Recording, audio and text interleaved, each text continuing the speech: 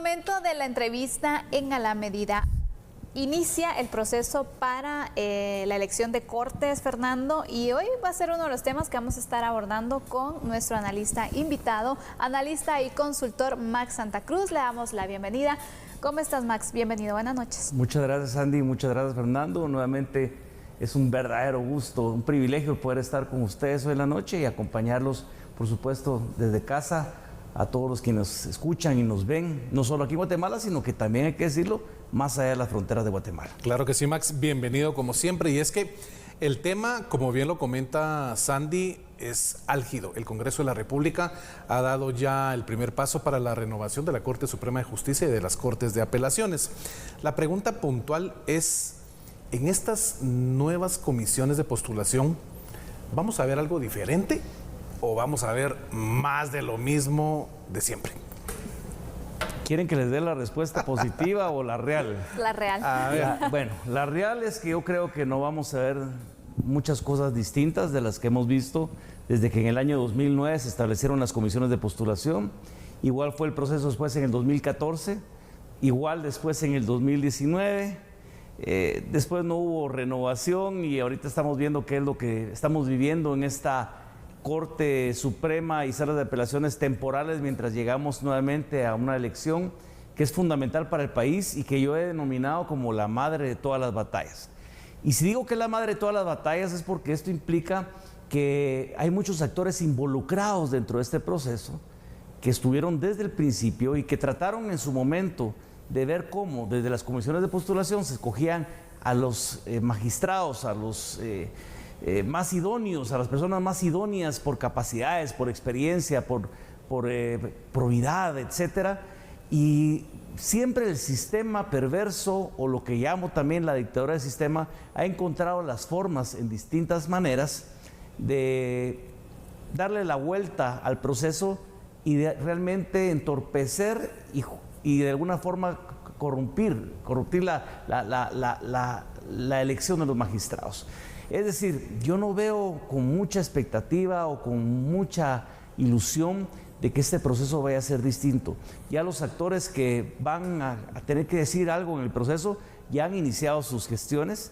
Posiblemente lo que van a cambiar son los gestores y los operadores políticos que en el pasado eran los que cortaban el pastel, eran los que ponían en su momento el cerdito afuera del colegio de abogados y repartían tacos o contrataban edecanes incluso para agradar a muchos de los miembros del colegio que llegaban a ejercer su voto o a poder incluso apoyar algunas de las gestiones que el propio colegio hacía, o bien los operadores que han tenido también un acercamiento con abogados en los diferentes grupos que se encuentran en el interior del país. Es decir, veo con preocupación en serio de que la historia de las comisiones de postulación como modelo ya está agotado. Y a partir de eso no creo que tuviera yo una razón para pensar de que esto nos puede alentar para que sea un proceso distinto a lo que hemos vivido desde el 2009.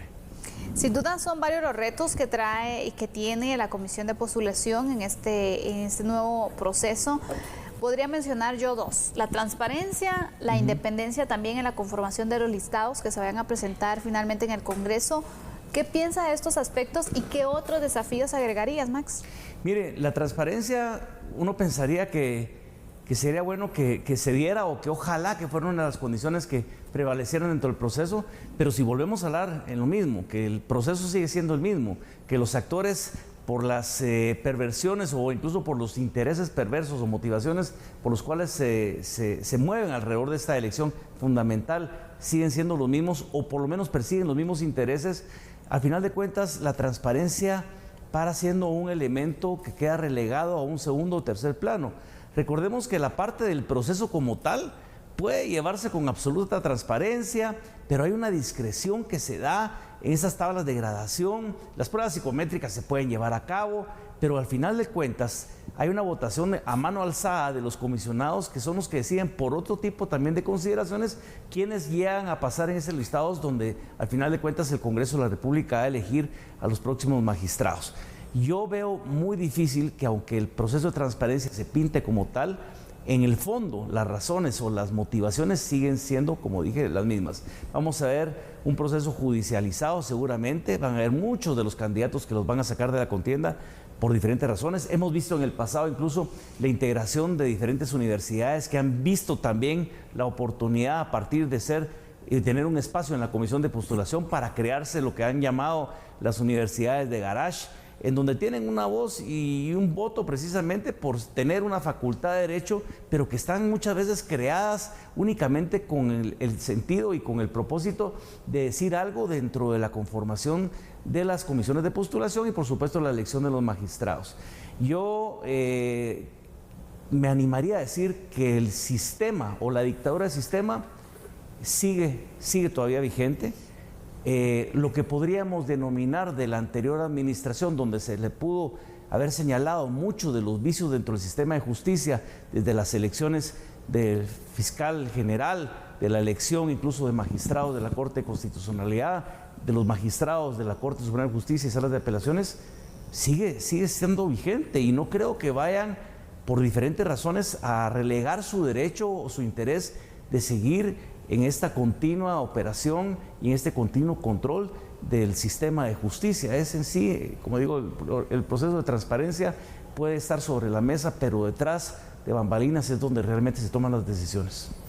Acá hay una faceta que me llama mucho la atención, lo habíamos platicado con Sandy en algún momento, y era el hecho de que el presidente invitara a la OEA a estar como observador en este proceso. ¿Consideras que esto va a generar de alguna manera algo positivo o simplemente van a estar ahí y no va a generar nada? Bueno, Fernando, yo creo que la intención del presidente fue buena. Él tuvo una experiencia cercana de una misión de observación electoral, acompañado por la OEA y por la Unión Europea y otras tantas, y un proceso de acompañamiento también de la OEA en esta transición a solicitud del gobierno de Guatemala.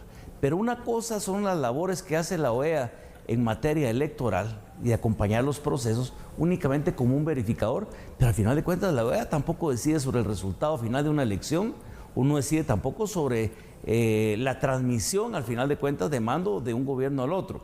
La presión política, por supuesto, internacional es importante, pero no es al final de cuentas vinculante o determinante en ese sentido. El presidente puede hacer uso de esta herramienta y solicitarlo. Desconozco si ha habido un antecedente de estos en OEA. Él creo que mencionó que sí, yo no lo conozco. No hay una respuesta de la OEA hasta el momento, pero volvemos a lo mismo. La OEA, ¿qué es lo que puede hacer? Revisar la papelería que se reciba, revisar la parte del proceso, los exámenes psicométricos, etcétera. Pero al final de cuentas, la decisión va a recaer en la mano de los comisionados que levanten su voz y digan vamos a elegir a fulano, sutano y mengano, y después posteriormente el Congreso de la República. Y ante eso la OEA o quien traigan como observador externo no va a poder cambiar la historia de las decisiones políticas que se manejan.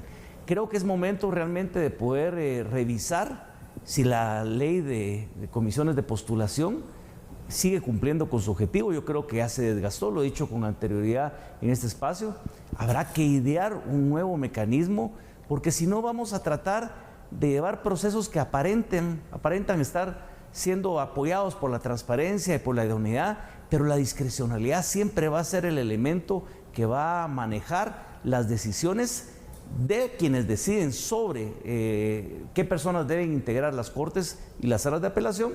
Y créanme que media vez se encontró la forma, lo que va a hacer es o perfeccionar el sistema para seguir en la continuidad de esta perversión muchas veces de las elecciones, o sencillamente nos va a alejar cada vez más de la necesaria y verdadera elección que deberíamos de tener de las personas más idóneas para poder integrar las cortes y poder con ello tener un sistema de justicia que responda al reclamo que tienen todos los ciudadanos de una justicia que llegue a todos los guatemaltecos. Interesante este tema, que sin duda lo vamos a estar abordando durante otros programas también por la relevancia que tiene, y pues también interesante ver cómo se esperan cosas diferentes con la misma ley de comisiones de postulación también, que creo que es otro de los puntos que debería analizarse. Es difícil cambiar la historia cuando se pretenden resultados distintos siendo exactamente lo mismo. Eso no funciona. Definitivamente. Así cerramos la parte de análisis de A la Medida. Max, siempre gracias por acompañarnos. Un gusto siempre poder conversar de esos temas. ¿Cómo impactan políticamente en nuestro país?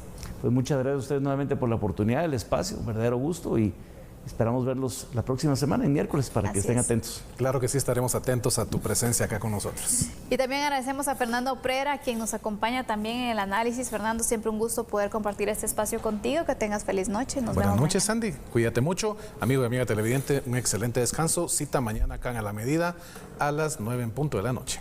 Vamos a la pausa. Regresamos nosotros con noticias internacionales. Por favor, sigan en sintonía.